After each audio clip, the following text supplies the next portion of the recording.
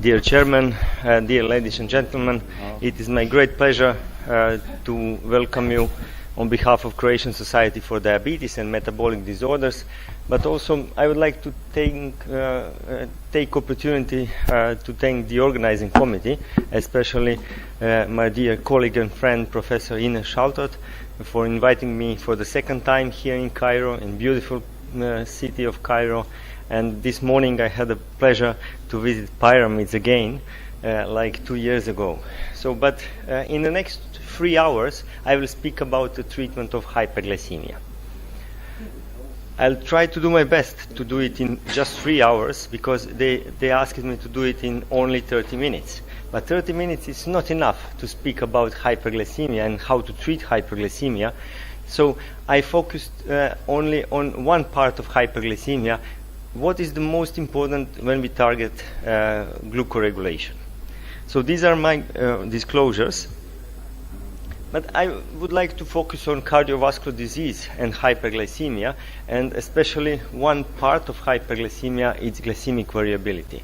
So diabetes is a cardiovascular disease, and cardiovascular disease is the leading cause of death in people with type 2 diabetes. You already know that people with diabetes will die from cardiovascular disease. More than 3/4 of them, or 2/3 of them, will die according to cardiovascular disease. On the other hand, if they have also renal disease, they will die even earlier. So they will die from renal disease 10 to 20% of them, and cerebrovascular disease for more than 15%. So one of four independent risk factors for myocardial infarction is diabetes. So diabetes at least doubles risk for diabetes. And what we know, that diabetes is associated with increased risk for myocardial infarction. And no matter, you can see it here, if somebody, so I will show you here, if somebody without diabetes had myocardial infarction, that person has increased risk for another myocardial infarction. Person with diabetes without prior myocardial infarction is at the same risk as somebody who already had myocardial infarction and doesn't have diabetes. So in Europe, we have more than 85 million people across Europe were living with cardiovascular disease in 2015, and we know that people with diabetes have 2 to 4 times are more likely to have stroke than people who don't have diabetes. So it's a dilemma. Should we treat diabetes in cardiovascular disease or cardiovascular disease in diabetes? Many landmark trials confirm that estimated 37% decrease in microvascular disease will happen with only 1% of decrease in HbA1c. So from that perspective, we have to think about it. And also, according to macrovascular complication, every 1% of HbA1c will decrease the risk of macrovascular disease for approximately 14%. So we do have lots of cardiovascular risk factors which are modifiable or are not. We can divide them to behavioral risk factors like diet, physical activity, smoking, alcohol use, but also medical risk factors like high systolic blood pressure, high total cholesterol, fasting plasma glucose, postprandial plasma glucose, but also high BMI. All of these factors are applicable to people with diabetes. Also, there is always a dilemma: what is more important? Is it more important LDL cholesterol or HDL cholesterol? Is there any importance in triglycerides level? But no matter, we know that there is many different factors which are involving in pathogenesis of cardiovascular disease in people with type 2 diabetes. From that perspective, we can argue what is the most important. Is it hyperinsulinemia? Is it hypertension, LDL cholesterol, hyperglycemia, fasting or postprandial hyperglycemia? Is it free fatty acid components or dyslipidemia? Is it important to have procoagulate state? What about glycated proteins, advanced glycation end products? What about genetic predisposition? What about the epigenetics? What is the most important for cardiovascular disease development in people with type 2 diabetes? The another question is, how do we modify CV risk in type 2 diabetes? Is it lifestyle modification? Of course, we can do a lot from that perspective, but also glycemic control, blood pressure control, management of dyslipidemia, and also platelet inhibition. Here you can see the modifiable cardiovascular risk factors which are common in people with type 2 diabetes. It's hyperglycemia, hypertension, dyslipidemia, obesity.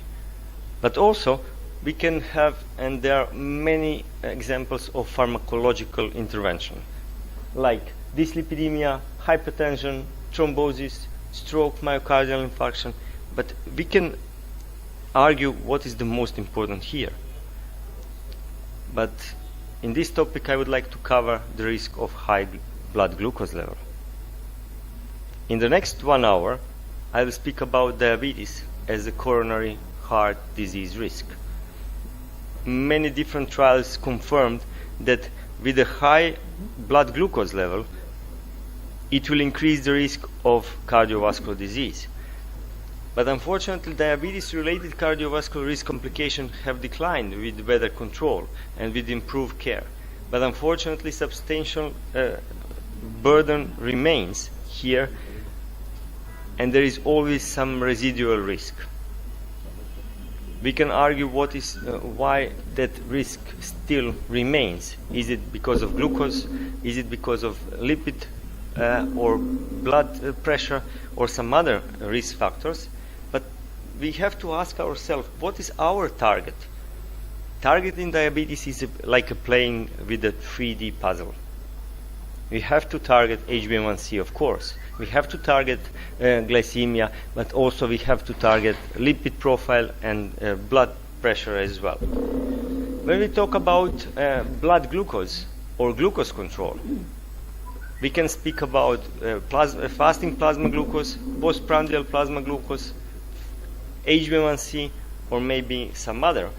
And we can ask ourselves, where is the role of glycemic variation? As you know, HbA1c is a gold standard for diagnosis of type 2 diabetes.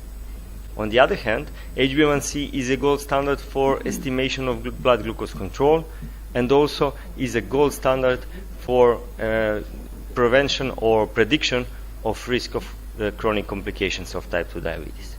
But HbA1c includes normoglycemia, fasting hyperglycemia, postprandial hyperglycemia, but also the episodes of hypoglycemia as well. And UKPDS, as one of the landmark trials, confirmed that the effect of management of blood glucose on microvascular complications are impressive.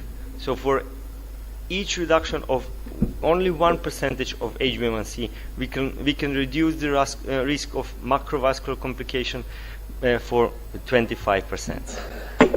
Postprandial glycemia or hyperglycemia is the first recognized alteration in people with type 2 diabetes. On the other hand, postprandial hyperglycemia has the major impact on 24 hours glucose profile in people with type 2 diabetes as well. When we talk about postprandial excursions or postprandial hyperglycemia, we can ask ourselves, is it really important? It is important, because every single postprandial excursion can cause glucose toxicity, acute hyperglycemic events, and also we can talk about prolonged hyperglycemia as its own term. Acute hyperglycemia will cause glomerular hyperfiltration and can increase risk of glomerular disease. On the other hand, only one acute hyperglycemic event can increase retinal perfusion with increased risk of bleeding in the eye, peripheral neuropathy and autonomic effects. But also prolonged hyperglycemia will cause long-term complications, will cause protein glycation, which is important also according to chronic complications, and also will cause hyperinsulinemia, and hyperinsulinemia is the risk factor for cardiovascular disease per se, and so it's also something what we don't need and don't want. Postprandial glucose and cardiovascular risk, its relationship is more than well documented. You can see that many clinical trials showed correlation between postprandial glucose and cardiovascular risk. Honolulu Heart Program, also Helsinki Policeman Study, Paris Prospective Study, but many other clinical trials also confirm the importance of postprandial glycemia or hyperglycemia and cardiovascular risk.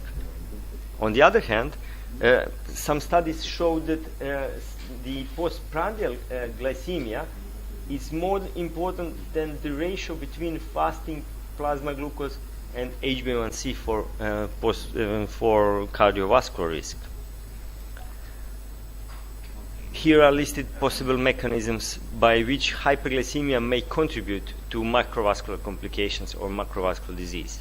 Increased protein glycation, sorbitol formation, postprandial hyperlipidemia, oxidative stress, coagulation activation, impaired nitric oxide dependent vasodilatation, activation of protein kinase A. But it seems that no matter which pathway we are talking about, it seems that oxidative stress plays the most important role in complications of type 2 diabetes. And of course, this oxidative stress has its own impact on LDL oxidation, impaired nitric oxide dependent vasomotion, coagulation activation, increased endothelial permeability, etc., etc.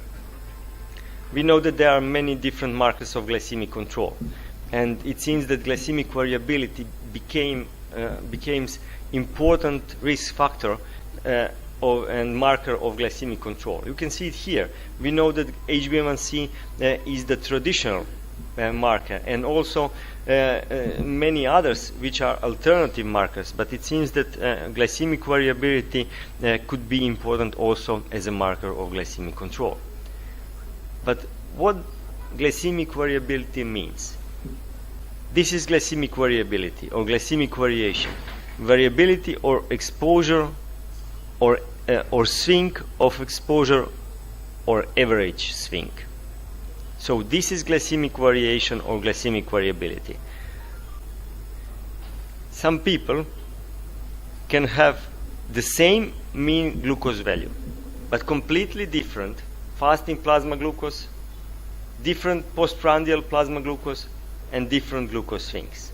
On the other hand, some people can have the same fasting plasma glucose, almost the same postprandial peaks or postprandial glucose value. They can have the same mean glucose value, but different glucose swings. And it seems that those glucose swings could have important role in deterioration of HbA1c level. And you can see it here.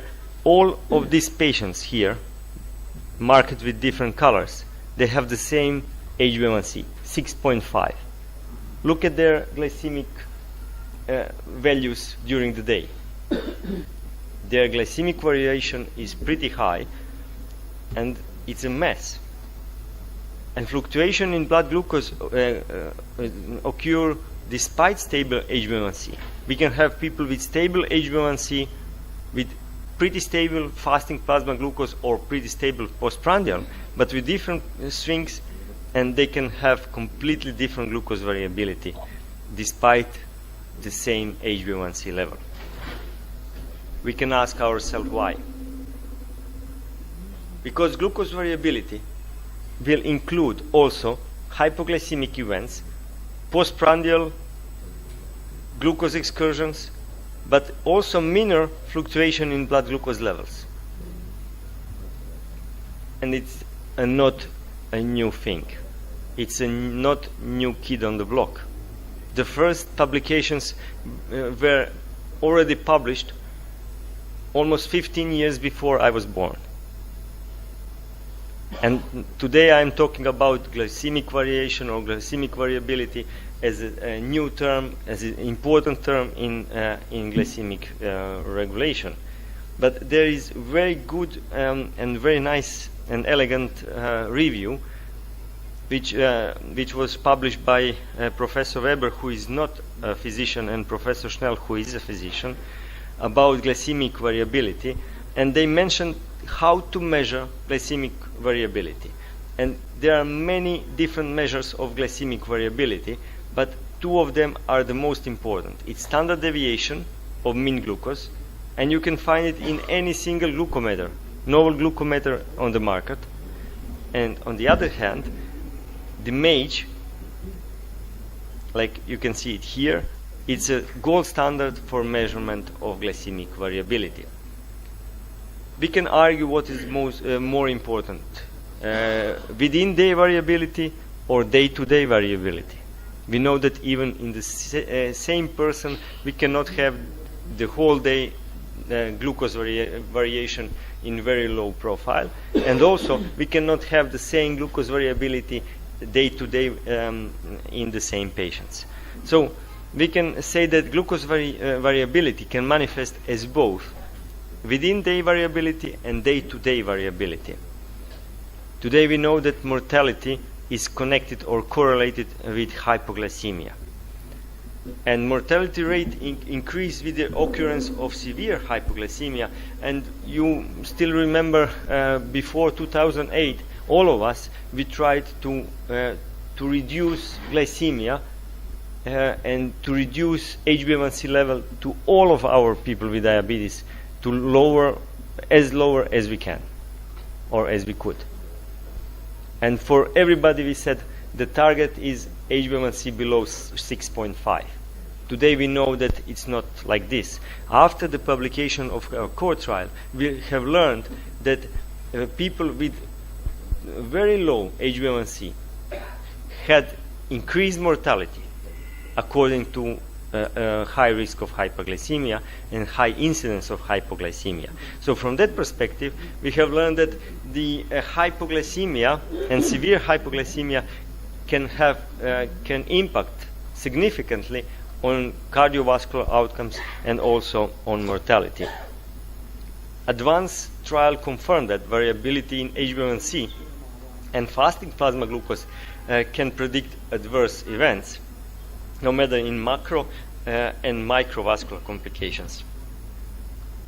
It seems that variability in plasma glucose is independent risk factor in mortality, and you can see it here. Of course, there are many different arguments. Can be confirmed in type 1 and type 2 diabetic patients? But there is no doubt that diabetes and hypoglycemia goes together, and that hypoglycemia can increase risk of cardiovascular disease and cardiovascular outcomes and mortality in people with diabetes. When we talk about glycemic variability, it seems that the hospital mortality is related to glycemic variability in non-diabetic patients who were admitted to ICU, but not to diabetic patients. So from that perspective, we have many different contra-arguments to say that glycemic variability is important as a measure of glycemic control. On the other side, we know that glycemic variability and risk of hypoglycemia are well documented, and you can see it here. If we have this is average fasting plasma glucose, we have different glucose swings during the day, and you can see it here. And occasionally we have episodes of hypoglycemia. But if our goal is to decrease the level of average plasma glucose or fasting plasma glucose, we will have the same swings, but look at what happened with episodes of hypoglycemia. Our treatment increase the risk and increase the number of episodes of hypoglycemia. So from that perspective, we didn't help to that patient. Also, but reducing average glycemia in people with reduced variability. What happens if we have very low glucose variability and pretty high average fasting plasma glucose? Even if we will decrease that, we will not be in the zone of hypoglycemia. Glucose variability predicts hypoglycemia during insulin treatment, and you can see it here.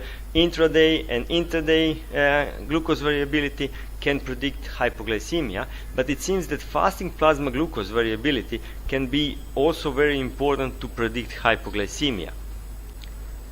And principal causes of blood glucose variability in diabetes are listed here. It's physiological or anatomic factors. It can be insulin administration. It can be properties of insulin products.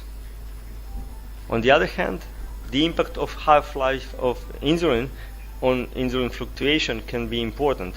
And we know that new or novel insulin treatment can reduce the risk of hospitalization, can reduce risk of hypoglycemia, but also can reduce glucose variability. It seems that fasting plasma glucose variability is a useful marker of nocturnal hypoglycemia, and you can see it here that a correlation between change in fasting plasma glucose variability and change in nocturnal hypoglycemia in both type 1 and type 2 diabetic patients are more than obvious. Risk of severe hypoglycemia increases with the increasing glucose variability in type 1 diabetes, but also in type 2 diabetic patients. So we can ask ourselves, is glucose variability really matter? Does it really matter? It seems that glucose variability is an important predictor of severe hypoglycemia, and we can say yes, it does. It does because the frequency of severe hypoglycemia in insulin-dependent diabetic patients, or people who are with type 1 or type 2 diabetic patients on insulin, can be predicted from self-monitoring blood glucose data, but also on CGM data as well. So, to conclude regarding glucose variability, is glucose variability associated with mortality? It seems the answer is we don't know. Is glucose variability associated with complications? Probably yes, but there are conflicting results of published trial. Hospital admissions, we don't know. Costs, also we don't know. Quality of life, maybe, but also conflicting data. Increase oxidative stress, yes, correct, but only in type 1 diabetic patients. Only in type 2 diabetic patients, not type 1. Inflammation increased, yes, it does. So from that perspective, I cannot argue, is it important or is it more important to target fasting plasma glucose or postprandial plasma glucose. Even Professor Riedel and Professor Monnier, they are still arguing what is more important. There is also a question, is it important to target only 2 hours postprandial plasma glucose or maybe even 1 hour postprandial plasma glucose? So from that perspective, we really don't know what is the most important. But we know that hypoglycemia can cause damage to our people with diabetes. And only one episode of hypoglycemia can cause sudden death, myocardial infarction, and stroke. So the imperative for treatment of hypoglycemia is to avoid hypoglycemia. From that perspective, glucose variability, especially the variability of fasting plasma glucose, could be important. And when we talk about cardiovascular risks, when we talk about glycemia, we can argue that fasting plasma glucose is the most important. We can argue that postprandial plasma glucose is even more important. We can argue that glucose variability is not so important, or HbA1c, or some other markers of glucose variation or glucose control. We can argue about it. But no matter about what we are arguing, we know that we have target them all. We have to target fasting plasma glucose, postprandial plasma glucose. We have to lower HbA1c as low as we can without hypoglycemia. We have to decrease glucose variability, especially fasting plasma glucose variability, because it's a marker of nocturnal hypoglycemia. And you know that as a physicians, for us is the most important primum non nocere. From that perspective, the most important thing is to avoid hypoglycemia and to target all markers of glycemic control, because our goal is to have people with diabetes with good quality of life, and especially without hypoglycemia, without cardiovascular disease, because our goal is to have them alive as long as we can, but without decreased quality of life. Thank you very much. Many thanks, Dr. Dario. Thank you very much for your very, very, very elegant lecture. It is a pleasure for me to introduce Professor Andrew Bolton from